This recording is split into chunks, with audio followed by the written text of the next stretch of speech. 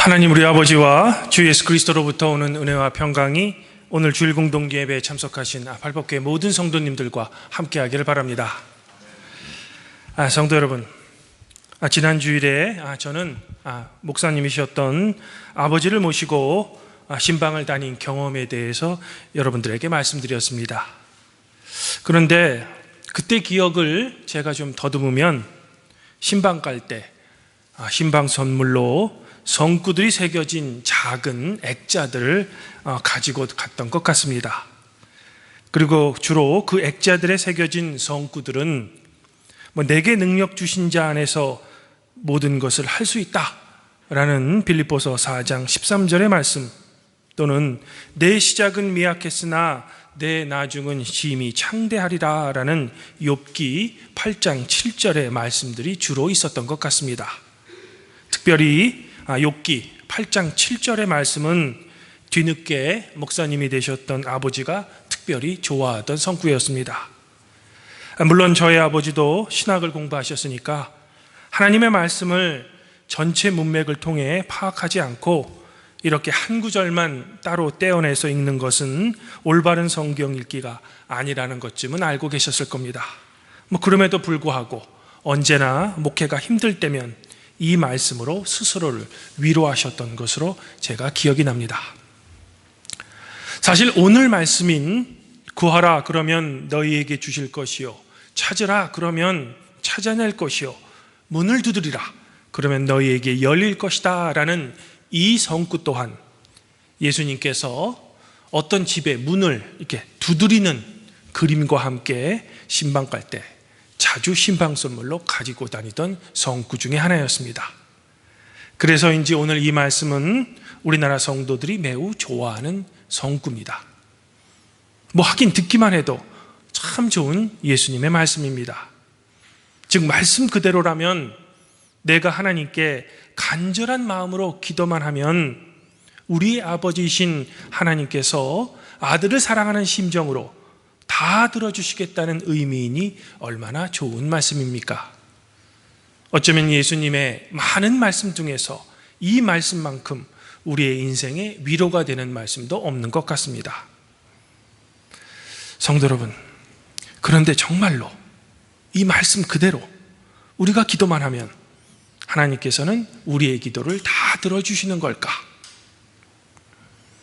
글쎄, 성도 여러분들의 경우는 제가 잘 모르겠지만 저의 경우에는 잘 안 들어주실 때가 많은 것 같습니다. 그러면 예수님께서 하신 이 말씀은 그저 우리에게 위로를 주시고자 하신 말씀이었던 걸까? 정말로 그런지 저와 함께 오늘 말씀을 한번 짧게 살펴봅시다. 오늘 말씀 첫 구절에 따르면 예수님께서는 이제 막 기도를 마치셨습니다. 그러자 제자 중 한 명이 예수님께 기도를 달라고 요청을 하는 겁니다. 아마도 이 제자는 세례 요한은 자신의 제자들에게 기도를 가르쳐 주었는데 예수님께서는 특별히 어떤 기도문을 자신들에게 가르쳐 주지 않은 것에 대해 약간은 섭섭한 마음이 있었던 것 같습니다. 그래서 예수님께서는 짧은 기도문을 제자들에게 가르쳐 주십니다. 바로 이 기도가 주님께서 가르쳐 주신 기도인 주기도문인 겁니다. 물론 우리가 성찬 때 하는 주기도문과는 약간의 차이가 있습니다. 즉, 뜻이 하늘에서 이루어진 것 같이 땅에서도 이루어지다라는 문구와 일종의 송영이 빠져 있습니다. 그러나 오늘 설교에서는 이런 차이점에 대해서는 저의 설교에 중점을 두려고는 하지 않습니다. 여하튼 예수님께서는 이런 기도문을 가르쳐 주신 후에 한 가지 비유를 제자들에게 제시해 주는데 이 비유의 핵심은 바로 기도하는 사람의 태도입니다. 이를 제가 간단히 설명드리면 사람도 귀찮을 정도로 졸으면 친구라는 이유로 들어주지 않을지라도 졸라대는 것 그 자체가 귀찮아서라도 요청을 들어주게 됩니다. 즉 기도할 때는 기도하는 사람의 간절함이 제일 중요하다는 겁니다. 그런데 하물며 하늘에 계신 아버지께서 당신의 자녀들의 간절한 기도를 들어주지 않으시겠냐는 것이 예수님의 비유의 핵심입니다.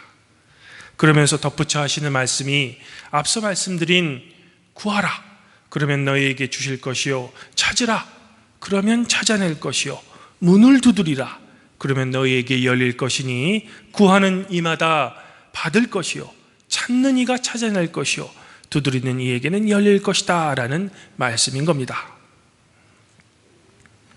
성도 여러분, 그렇다면 정말로 하나님께서는 예수님의 이 말씀대로 자녀인 우리가 기도를 요청하면 그 기도를 무조건 다 들어주시는 걸까? 물론 교회에서는 하나님의 뜻에 합당한 기도만 하나님께서는 들어주신다고 하는데, 사실 오늘 예수님의 말씀 그 자체에서는 그런 조건을 표면적으로 찾아볼 수 없습니다. 정말로 우리가 간절함을 가지고 어떤 기도를 드린다 해도 하나님께서는 다 들어주신다는 것이 예수님의 그 말씀처럼 느껴지기까지도 합니다. 저는 여기서 우리의 눈을 잠시 돌려 오늘 구약 봉독문인 창세기 18장을 함께 살펴보고자 합니다. 오늘 창세기 18장의 말씀에 따르면 하나님께서는 소돔과 고모라의 죄를 보시고 이 도시를 심판하시겠다고 결심하십니다. 그러자 이런 하나님의 결심에 대해 믿음의 조상인 아브라함은 의인을 악인과 함께 멸하는 것이 과연 하나님의 공의인가를 근거로 하나님을 설득하기 시작합니다. 어떻게 보면 아브라함의 이 간청은 아브라함 자신의 고백대로 티끌이나 재와 같은 인간의 요청으로 말미암아 감히 주권자이신 하나님의 뜻을 거두어 달라는 간구입니다. 사실 이런 하나님의 결심을 거두게 하는 중보기도의 예는 이외에도 구약 성경에 더 많이 찾아볼 수 있습니다. 한 가지 예를 들면 출애굽 시절 패역한 이스라엘 백성을 하나님께서 광야에서 몰살하시고자 할 때 모세의 중보기도로 말미암아 하나님께서는 당신 자신의 뜻을 거두십니다. 또한 야곱의 다른 이름은 이스라엘인데 이 이스라엘의 이름의 원래 의미는 하나님과 싸워서 이긴 자라는 뜻입니다. 성도 여러분, 그렇다면 정말로 우리 인간이 하나님을 상대로 한 논쟁에서 이길 수 있는 걸까? 제가 앞서 제시한 예들만 보면 그럴 수 있을 것 같아 보입니다. 그리고 이것을 오늘 예수님의 말씀에 적용하면 우리가 하나님과의 대화인 기도를 통해 하나님을 감히 설득할 수 있는 것처럼 보입니다. 물론 제가 앞서 제시해드린 이 두 가지 모두는 자신을 위한 기도가 아닌 다른 사람을 위한 간절한 중보기도였습니다. 이런 이유로 하나님께서는 아브라함과 모세의 의를 보시고 이들의 기도를 들어주셨다라고 우리는 볼 수 있습니다. 만일 이들이 자신을 위한 기도를 했다면 하나님께서는 기도에 응답하지 않으시고 당신의 원래 의지대로 하셨을지도 모르겠습니다. 하지만 사무엘의 어머니인 한나의 기도를 보면 꼭 그런 것 같지도 않습니다. 그러면 구약의 몇 가지 예들처럼 우리가 간절함을 가지고 하나님께 어떤 기도를 드려도, 즉 남을 위한 기도이든 나를 위한 기도이든 상관하지 않고 그 간절함을 보시고 다 들어주시는 걸까? 저는 이 위험천만해 보이기까지도 하는 저의 이 질문에 대한 답변을 하기 전에 창세기의 다른 말씀을 한번 더 살펴보고자 합니다. 바로 하나님께서 아브라함에게 외아들인 이삭을 바치라는 창세기 22장의 말씀입니다. 사실 우리가 창세기 22장의 말씀을 읽다 보면 아무 이유 없이 또 아무 뜬금없이 하나님께서는 아브라함에게 나타나셔서 100세 때 주신 이삭을 하나님 당신 자신에게 바치라고 명령하십니다. 이유도 설명도 없습니다. 참으로 아브라함 당사자나 이 말씀을 읽는 우리 모두 난감한 상황입니다. 왜냐하면 도저히 우리의 이성과 상식으로는 이해가 되지 않는 하나님의 요청이기 때문입니다.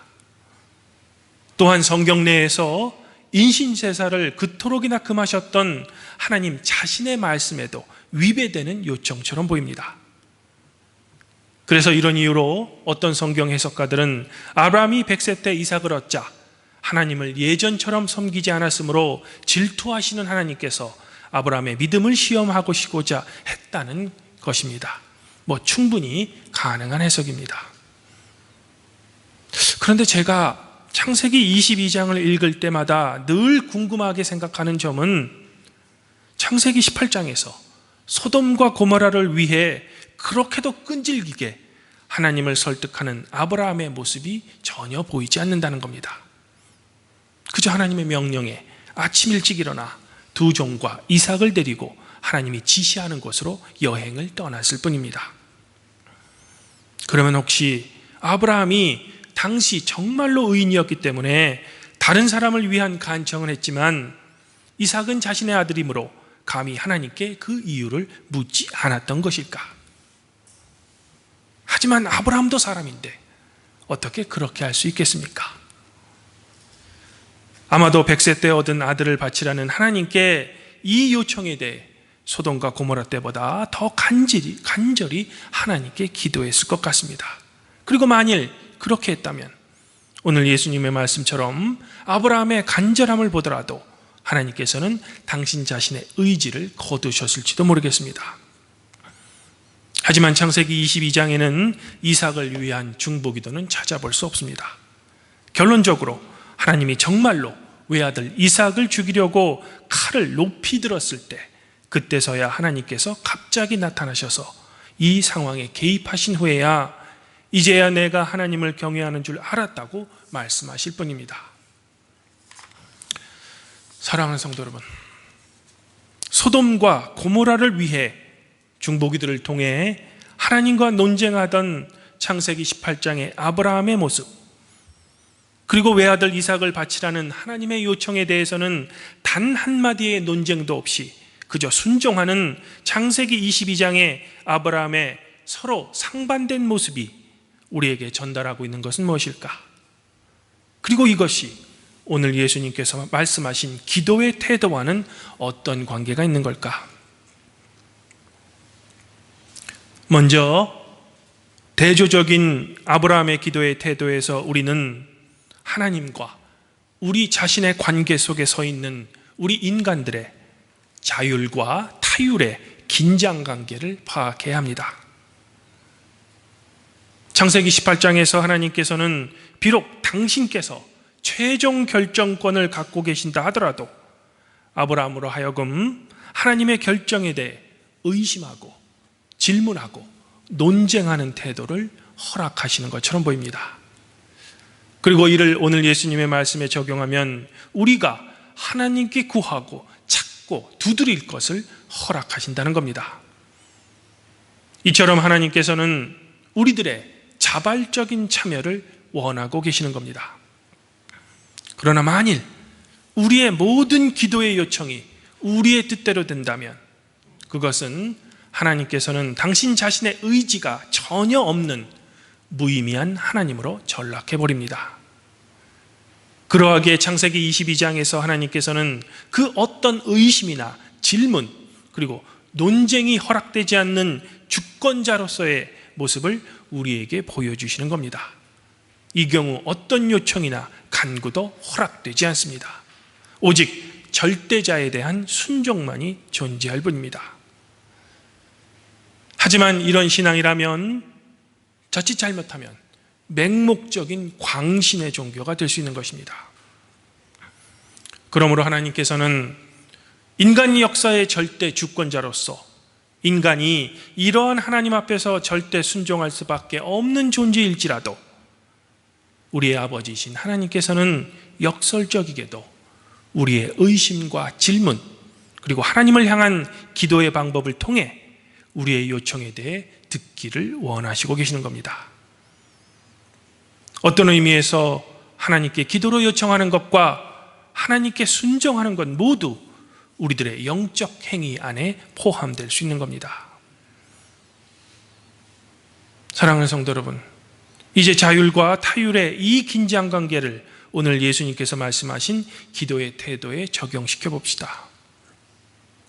하나님의 자녀된 우리는 아버지이신 하나님께 기도로 때를 쓰고 싶을 때가 많습니다. 그러나 우리의 삶에 있어서 아버지이신 하나님께서는 우리에게 무조건적인 순종을 원하실 때도 있습니다. 마치 육신의 아버지도 엄할 때는 엄하시지만 자녀들의 모든 요청을 들어주시는 것처럼 말입니다. 그렇다면 이런 하나님과의 나와의 관계 속에서 자율과 타율, 다른 말로 하면 간절함으로 우리가 구할 때와 그저 묵묵히 순종해야 할 때를 우리는 어떻게 구별할 수 있을까? 또한 우리가 과연 우리의 삶의 어떤 부분을 그리고 어떤 순간에 예수님께서 오늘 우리에게 주시는 말씀처럼 믿음의 확신을 가지고 기도해야 하는 것일까? 즉 우리의 신앙생활에서 자율과 타율을 경계짓는 요소는 어떤 것일까? 혹시 우리의 삶의 경험과 지식이 쌓으면 이런 판단을 우리가 현명하게 해낼 수 있는 걸까? 아니면 오랜 신앙생활을 하다 보면 어느 순간인가 저절로 그렇구나 라고 우리가 스스로 깨닫게 되는 걸까?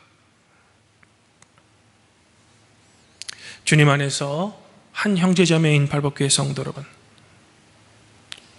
우리들의 삶 속에서 늘 겪어야만 하는 하나님과 나와의 관계 속에 이 자율과 타율의 긴장관계를 해소시킬 수 있는 힘은 오직 성령의 힘밖에 없는 겁니다. 그러하기에 예수님께서는 오늘 말씀 마지막 절인 13절에서 너희가 갈지라도 좋은 것을 자식에게 줄 알거든 너희 하늘 아버지께 구하는 자에게 성령을 주시지 않겠느냐라고 말씀하시는 겁니다. 즉 성령이 우리 안에 있다면 하나님과 나와의 관계 속에서 우리가 어떤 기도를 드려야 하며 무엇을 구해야 하는지에 대한 것을 우리는 알 수 있게 되는 겁니다. 그리고 성령께 인도하는 우리의 기도라면 아버지신 하나님께서는 그 기도를 들어주신다는 겁니다. 어쩌면 사도 바울은 이미 이 비밀을 알고 있었는지도 모르겠습니다. 왜냐하면 사도 바울은 그의 모든 편지들에서 성도들에게 성령에 따라 살 것을 강력하게 늘 권면했기 때문입니다. 또한 사도 바울은 언제나 자기 자신을 그리스도 예수 안에서는 자유인, 하지만 그리스도 예수의 종임을 자처했던 사람입니다. 사랑하는 성도 여러분, 여러분들이 이 세상을 살다가 겪는 고난 속에서 하나님의 도움이 필요하다고 간절히 느끼신다면 두려워하거나 주저하지 마시고 하나님의 공평과 정의에 간절히 호소하시기 바랍니다. 마치 아브라함이 하나님의 공평과 정의에 대해 고민하고 하나님과 논쟁했던 것처럼 말입니다. 그러나 아브라함이 하나님과의 논쟁에서 소돔과 고모라를 멸하지 않는 조건이었던 의인의 수가 10명에서 1명까지를 요구하는 선을 아브라함이 감히 넘지 않았던 것처럼 절대 주권자이신 하나님 앞에서 티끌이나 재와 같은 여러분들의 존재를 잊지 마시기를 바랍니다. 오늘 시편인 시편 138편 3절에서 시인은 내가 간구하는 날에 주께서 응답하시고 내 영혼에 힘을 주어 나를 강하게 하신다고 노래합니다. 즉 시인이 기도하면 주님께서는 응답해 주신다는 겁니다. 그러나 시인은 이런 주님의 놀라운 은혜를 찬양하기에 앞서 온 마음을 다해 주님께 감사하며 예배합니다. 아무쪼록 발법교회 성도 여러분들은 하늘아버지께서 여러분들에게 선물로 주신 성령으로 말미암아 먼저는 하나님께 감사드리시기 바랍니다. 그리고 우리가 무엇을 위해 기도하며 어떤 자세로 기도해야 하는지를 성령 안에 깨닫기를 권면드립니다. 우리가 만일 그러할 때 하나님께서는 성도 여러분들이 구하는 것, 찾는 것, 두드리는 것, 모든 것에 응답해 주실 것입니다. 이러한 축복이 팔복교회 성도 여러분들과 늘 함께 하기를 주님의 이름으로 축원드립니다. 그리하면 모든 지각에 뛰어나신 하나님의 평강이 그리스도 예수 안에서 성도 여러분들의 마음과 생각을 지켜주실 것입니다.